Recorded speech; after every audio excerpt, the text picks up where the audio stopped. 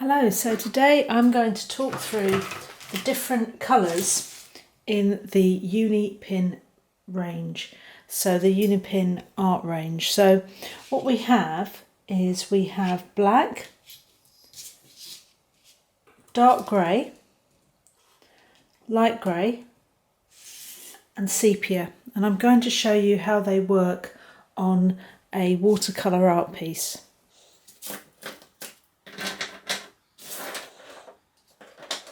So first I'm going to show you the black uni-PIN, and I'm just going to show you first the brush tip and just see how that works on our piece here. So as you may know,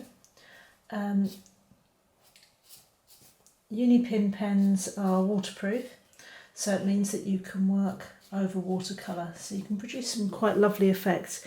You can see how this works just over these washes of watercolour here, and how I've already used my black pin to bring out some finer detail around the face of my bird. And so I'm just going to show you how the different pens, the different colours can work on this piece. I'm using a brush nib to bring out the darker areas, the shade, and also I want to add a bit of texture. And one of the good things about this brush pin is that it can give me a bit more texture in terms of the nib, the brush nib, so I can get more effects here, but I can produce some quite nice contrasts here. I'm going to use a smaller nib now. I'm going to use a 0.1 nib in the black. I'm just going to produce some fine lines again to marry up the work I've done with the brush nib, and I can incorporate that and I can bring that in to my shape. So I'm using this black pen. The black pen colour is very, very solid. The pigment ink is very deep and rich, which is great because I want that level of contrast and drama in the piece. But I might want some more subtlety, and then if I want some more subtlety, I'll use my light grey and my dark grey pins. So first I'm using this black,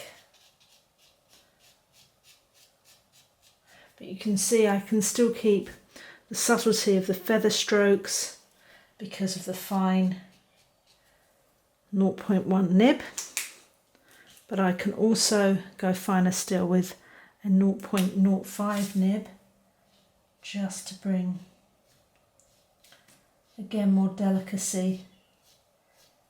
These pens are very good for working with fine detail, so if you're doing things like animals, or in this case birds and some flowers, you can see that you can get that fine detail and that sense of tone and texture.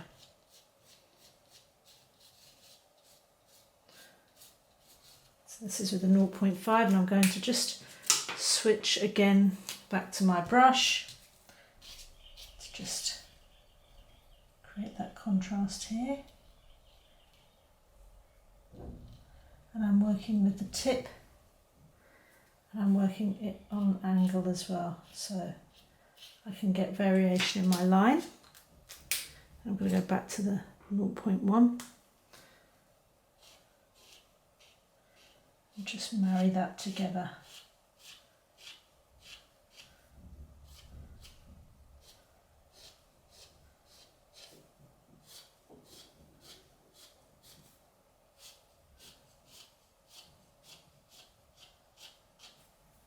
So you can see how that's coming together quite nicely. And now I think I'll go, again I need to do something this darker area, so I'm going to use a 0.3.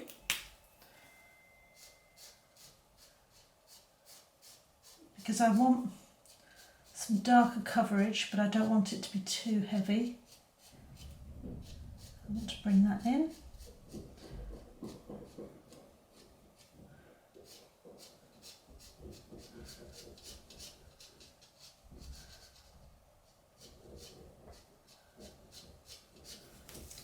And now what I can do is marry that up with my 0.1. But what I'm going to do is I need something a little bit more subtle in these lighter areas, and that's when I'm going to switch and move on to my grey pens. Okay, so I'm going to use a combination of the dark grey and the light grey, and the dark grey and the light grey come in 0.1 and 0.5. So first I'm going to use the 0.5 light grey, and I'm just going to create a sense of texture on these wings. And again, it's very subtle, the effect that I'm producing, and I want that subtlety. I want to be able to layer this up rather than have a dark line that then I'm going to find very difficult to take away. So I'm just going to use this. That's the 0.5, but if I want to be subtler still, I can use the 0.1.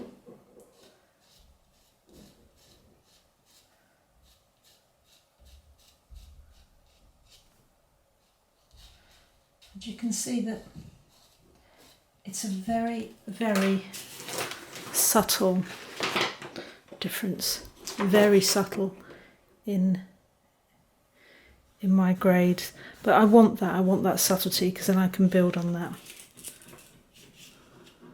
Let me just double check that my focus is good, so you can, there we go, so you can just see that properly.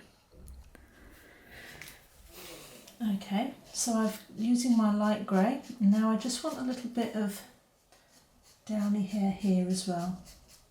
Again, I'm building up texture. The light grey, and now I'm going to add more subtle texture with the darker tones. So I'm going to use 0.1 first, and I'm just drawing out bits of detail here where they join.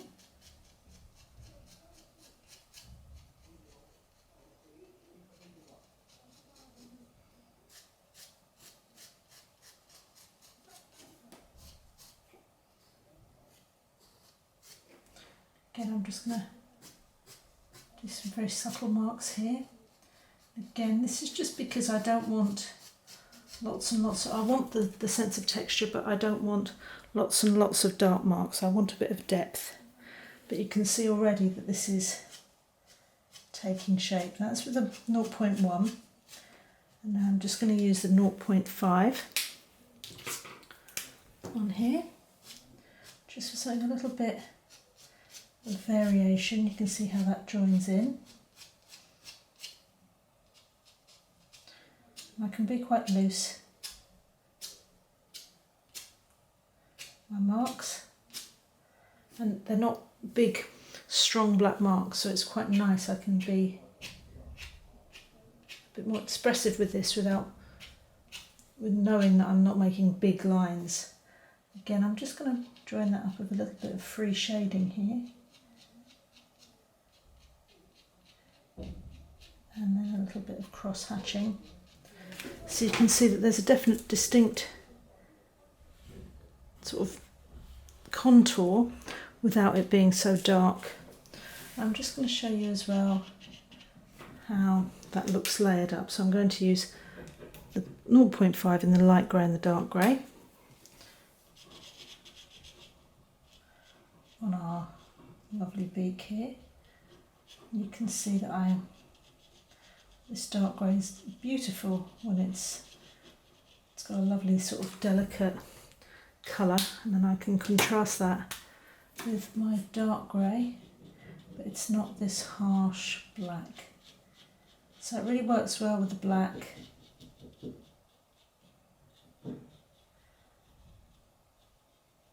And then I can use just my black brush, the tip of my black brush, just to give it a little bit of definition.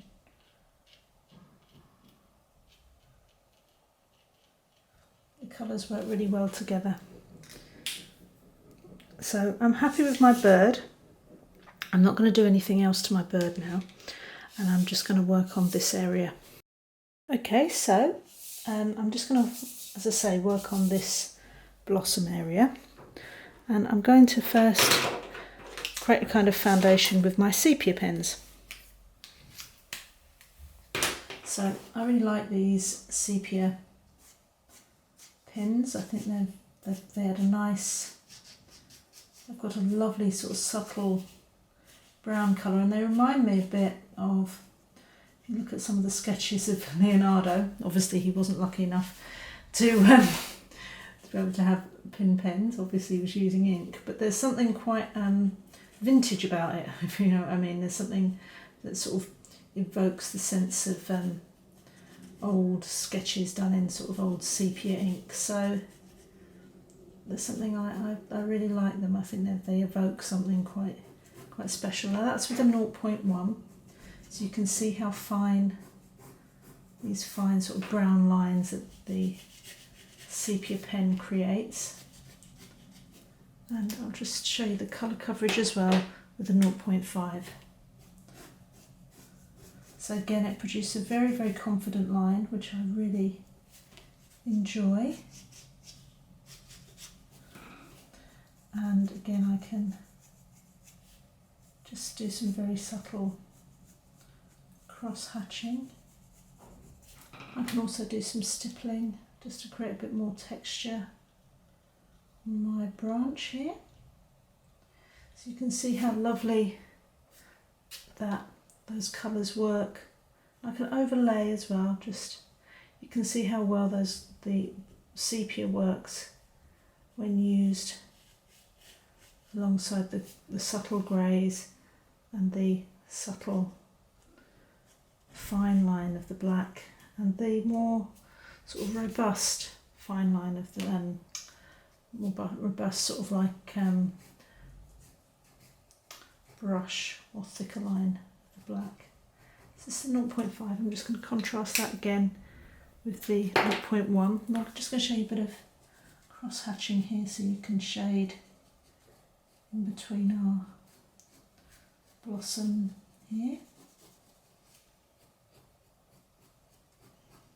So again, what I can do is I can cross hatch and free shade here, and then I can add, I'll just do a bit here as well, and then I can add further texture by stippling over that, so I can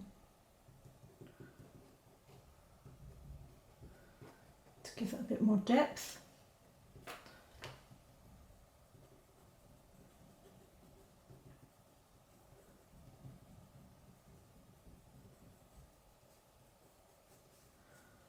So you can see how rich that brown sepia can look. Just finish.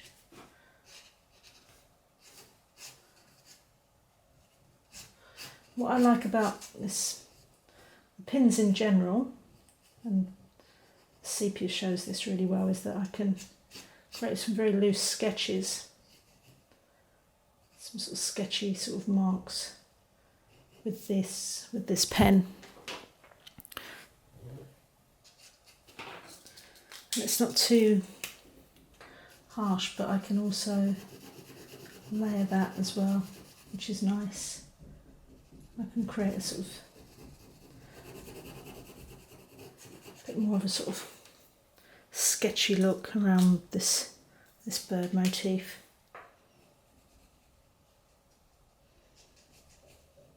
Quite like this chaffinch.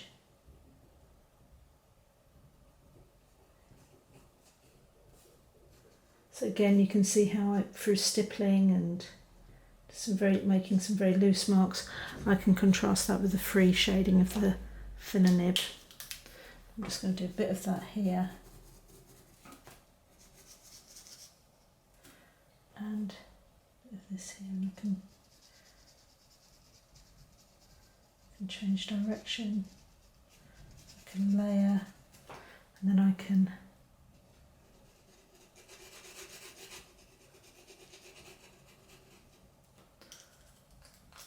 stipple over with my various, my 0.5 to create more texture.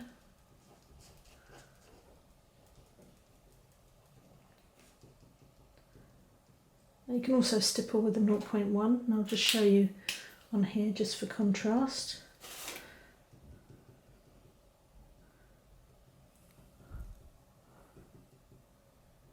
So you can produce quite a nice range of textures. I'll stipple here with the 0.1 so you can see the contrast, and I'll just go over this shading with my 0.5. So you can create, that's our sepia, but you can see how you can create tone within the one colour. Okay, so I'm going to work up these blossoms now, and I'm actually going to use my grey, my dark grey, and I'm going to use the 0.05 and the 0.1 in my black. I want a bit more of a sort of a bit more depth in here, but I also don't want them to look too heavy-handed because they're flowers. Just move that so we can see that more easily. You can see what I'm doing. I'm just going to come in a little bit so you can see a bit more, and then just focus a little bit so then you've got a good idea of what I'm doing with this. So first, always start light and build up dark with things like flowers and everything, just because, as I always say, it's much easier to add than to take away. So I'm just going to use my dark grey first, and I'm just going to add some definition. So I'm using the 0.1 here. I'm just making some very delicate lines in to give this more definition. I'm being very subtle.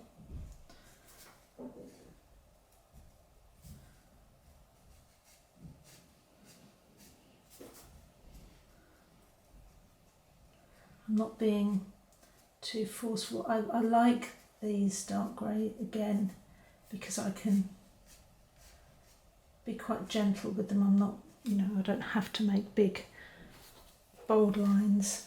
And so I'm just going to work out my blossom shapes. I've created quite an impressionistic blossom with my watercolour here. And you can see how well they sit on the watercolour. Again, I'm being very impressionistic here. I'm going to have some real contrast in here in my flower centres, so I don't want to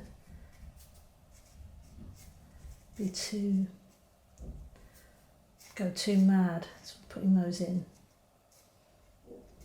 I just want to create a general sense of shape and tone.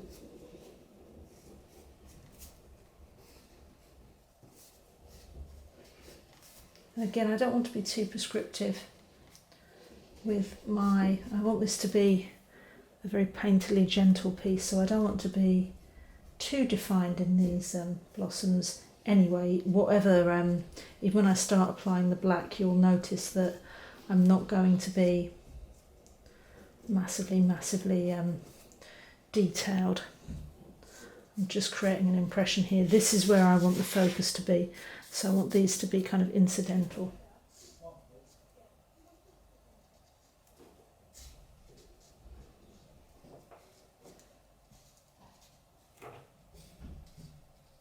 Okay, so let's add a bit of black. So this is my 0.1, and I'm just going to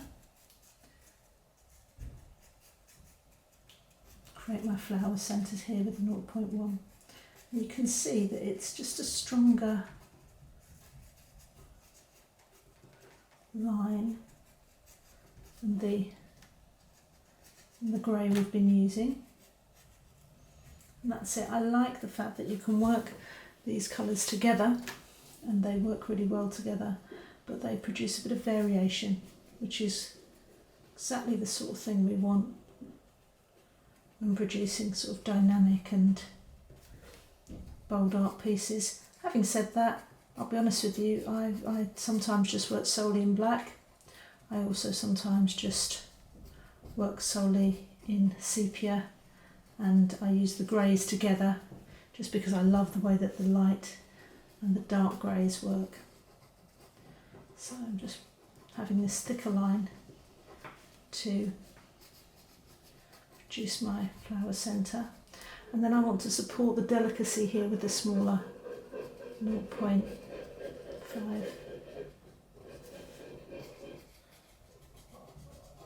0.05 even. Always getting that mixed up on my workshops. Should be quite confusing, so my apologies.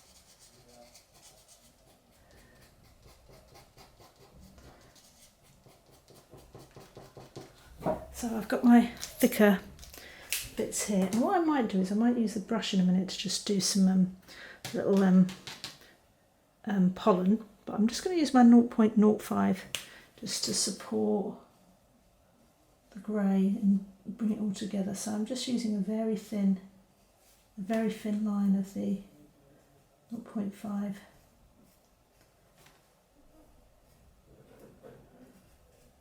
Just to bring it all in.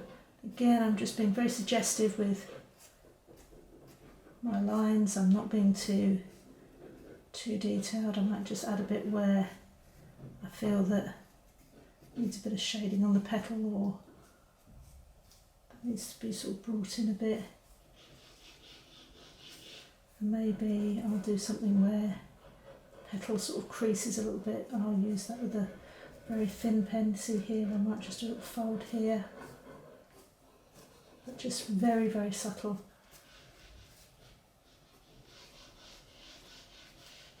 There we go. So here, just again, just trying to get a bit of kind of frothiness that our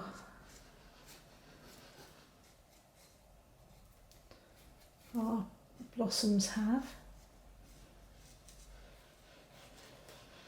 Okay, and so I'm just going to finish the piece with a brush tip.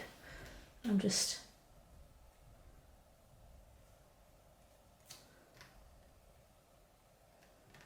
adding little dots here.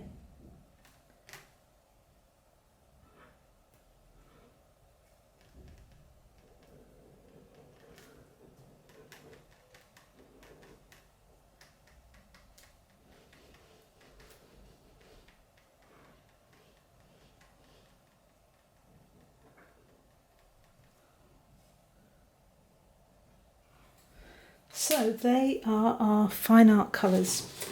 Our black, our dark grey, our light grey, and our sepia.